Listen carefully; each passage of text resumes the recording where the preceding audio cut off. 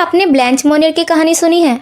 एक आकर्षक खूबसूरत महिला कैसे एक दयनीय प्राणी में बदल जाती है। फ्रांस के एक प्रतिष्ठित परिवार की बेटी, पूरे पेरिसियन सोसाइटी की जान, मगर उसके दिल में जगह बना चुका था एक मामूली सा उम्रदराज ईमानदार वकील। यही प्रेम बना एक ऐसी सजा की वजह जिसकी कल्पना भी रूह कँपा देती है। कहानी की शुरुआत होती है फ्रांस के पोइटियर्स शहर से, जहां 1875 में एक 25 साल की लड़की रहा करती थी जिसका नाम था ब्लैंच मोनियर, जो दिखने में बेहद खूबसूरत थी। जो भी उसे एक बार देख ले होश ही खो बैठता था। ब्लैंच एक रईस परिवार से ताल्लुक़ रखती थी। ब्लैंच अपने भाई मार्शल मोनियर, माँ लुईस मोनियर के साथ इसी शहर में रहा करती थी। क्योंकि ब्लैंच एक रईस कैथोलिक परिवार से थी और उसकी माँ का पूरे शहर में बोलबाला था। सब उनकी बहुत इज्जत करते थे। शहर के बड़े बड़े लोगों में उनका उठना बैठना था और लुईस मोनियर भी यही चाहती थी कि उसके बच्चे भी उसी की तरह बड़े लोगों के साथ रहे और उनकी शादी उच्च वर्ग के रॉयल परिवार में ही हो। लुईस मोनियर का बेटा मार्शल तो अपनी माँ के जैसा ही बना, परंतु ब्लैंच मोनियर अपनी माँ और भाई से बिल्कुल अलग स्वभाव की थी। ब्लैंच हर किसी से खुलकर मिला करती थी, चाहे वो अमीर हो या गरीब। ब्लैंच एक बहुत ही अमीर और खूबसूरत होने के बावजूद उसका दिल बहुत ही नरम था। वहीं उसकी माँ लुईस मोनियर जब भी ब्लैंच को किसी गरीब से बात करता देखती तो बहुत चिढ़ती थी और उसे डांटा करती थी कि वह बराबरी वाले लोगों के साथ ही रहा करे। लुईस मोनियर चाहती थी कि उसकी बेटी की शादी किसी बड़े आदमी के साथ हो, लेकिन शायद किस्मत को कुछ और ही मंजूर था। एक दिन ब्लैंच की मुलाकात उसी शहर के एक वकील से होती है, जो उम्र में उससे बड़ा और एक साधारण से परिवार से ताल्लुक़ रखता था। ब्लैंच को उसी से प्यार हो जाता है। ये बात ब्लैंच मोनियर अपनी माँ को बताती है कि वह उसी वकील से शादी करना चाहती है। ये बात सुनते ही लुईस मोनियर के पैरों तले ज़मीन खिसक जाती है, क्योंकि वो हमेशा से एक बड़े घर के लड़के को अपना दामाद बनाना चाहती थी। और यहीं से शुरू हुई ब्लैंच मोनियर की भयावह कहानी। ब्लैंच मोनियर से उसकी माँ कहती है कि तुम उस लड़के को भूल जाओ, मैं तुम्हारी शादी बड़े परिवार में कराऊंगी जहाँ तुम राज करोगी। लेकिन ब्लैंच नहीं मानती। ब्लैंच की माँ ब्लैंच के लिए लड़के देख रही थी, लेकिन ब्लैंच उन लड़कों से मिला ही नहीं करती थी। लुईस मोनियर ने जब ये बात अपने बेटे मार्शल को बताई तो उन दोनों ने मिलकर ब्लैंच को समझाने की बहुत कोशिश की, लेकिन ब्लैंच ने कहा कि वह उसी वकील के अलावा किसी को नहीं अपनाएगी। और तभी ब्लैंच की माँ लुईस मोनियर सोचती है कि अगर ब्लैंच को घर से बाहर ही ना निकलने दिया जाए तो। इसी सोच से लुईस मोनियर एक अंधेरे कबाड़ कमरे में ब्लैंच को बंद कर देती है और कहती है जब तक उस लड़के को नहीं भूलोगी अंदर बंद ही रहना पड़ेगा। और ब्लैंच कहती है कि चाहे पूरी ज़िंदगी अंदर ही बंद रहना पड़े, पर वह उसी वकील से शादी करेगी। इसी कमरे से शुरू होती है ब्लैंच के साथ वो दरिंदगी जिसने सारे फ्रांस को दहला कर रख दिया था। अब अगले दिन लुईस मोनियर भाई मार्शल मोनियर उस कमरे में जाते हैं जहाँ ब्लैंच को बंद रखा गया था।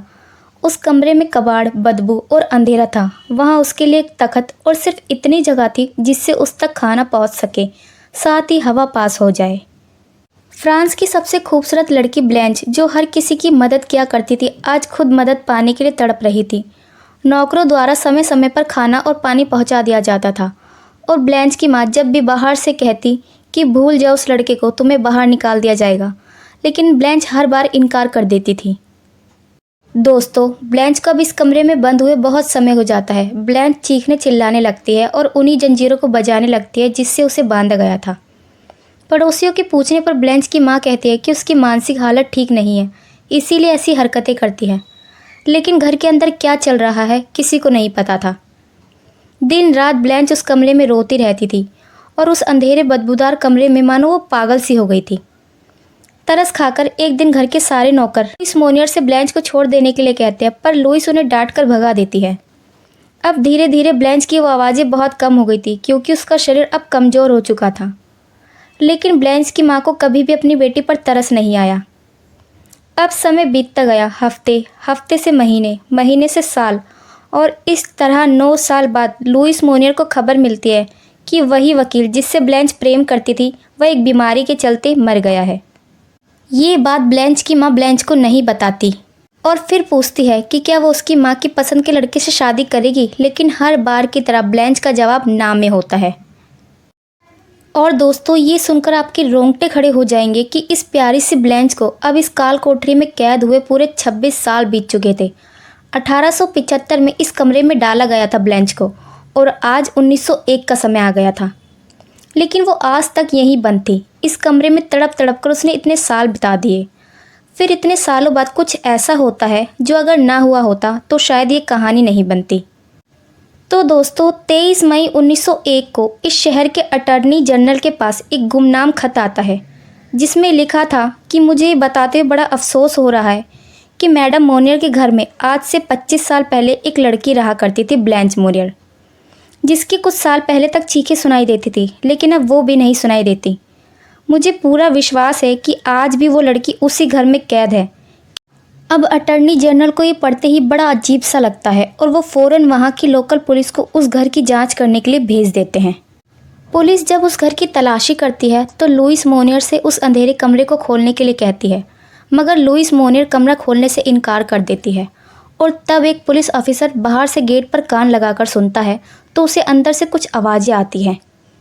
तब वो उस गेट को तोड़ देते हैं और सामने का मंजर देख पुलिस वालों के होश उड़ जाते हैं, क्योंकि कमरे में हर ओर अंधेरा और बहुत ही बुरी बदबू आ रही थी, जिसे सहन करना बहुत ही मुश्किल था। और जैसे ही पुलिस ने बेड की ओर देखा, सामने एक लड़की पड़ी थी जिसके तन पर एक भी कपड़ा नहीं था। ऐसा लग रहा था मानो बेड पर कोई कंकाल पड़ा हो। उसके आसपास मल की गंदगी, खाने और मीट के टुकड़े पड़े थे जिस पर कॉकरोच और कीड़े लगे हुए थे। ब्लैंच मोनियर को 26 साल की उम्र में कैद किया गया था और आज वह 51 साल की हो गई थी। उसने अपनी पूरी जवानी इसी कमरे में ख़त्म कर दी थी। फिर पुलिस वाले उस लड़की को एक कंबल में उड़ाकर उस कीड़े वाले कमरे से बाहर निकालते हैं। 26 साल बाद ब्लैंच सूर्य की किरण देखती है जो उससे देखी भी नहीं जाती।